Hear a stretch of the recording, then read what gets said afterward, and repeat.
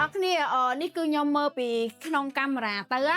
ឃើញថាអូយវ៉ាន់ពេញឃ្លាំងហ្មងគ្រប់ចន្លោះបងប្អូនទាំងអស់គ្នាអាចមើលបានដូចនេះអីគឺសិតតែជាវ៉ាន់ធំធំហ្មងហើយកន្លែងនេះគឺពួកគាត់ធ្វើការបញ្ជូនវ៉ាន់ដឹកបញ្ចេញទៅខ្មែរអញ្ចឹងបងប្អូនទាំងអស់គ្នាហើយឥឡូវបងប្អូនទាំងអស់គ្នាចង់ទៅមើលប្លង់ណាខ្ញុំនាំបងប្អូនទាំងអស់គ្នាទៅ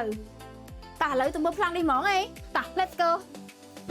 ហ្នឹងហើយបងប្អូនគ្នាឥឡូវនេះគឺខ្ញុំមកដល់ទីតាំងកន្លែងដែលខ្ញុំចោលពីកាមេរ៉ាមិញមកបងប្អូនគ្នា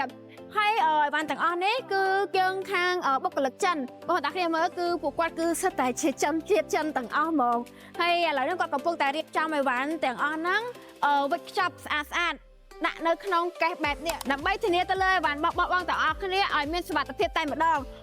នេះបើសិនជាបងទាំងអស់គ្នាធ្វើការបញ្ញាតាមក្រុមហ៊ុនដទៃទៀតគេអាចជាវេចខ្ចប់ដាក់ពេលអីចឹងណាអត់សូវមានសុខភាពឬក៏មានសុវត្ថិភាពទេប៉ុន្តែបើសិនជាបងទាំងអស់គ្នាប្រើប្រាស់សេវាកម្មរបស់ DOSB គឺយើងមានការវេចខ្ចប់ដាក់ក្នុងកេសបែបស្អាតចេះឥឡូវបងមើលបាននេះមិនខ្ញុំចិត្តតែនិយាយទេណាឯពួកគាត់គឺជាបុគ្គលិកចិនតែម្ដងដែលគាត់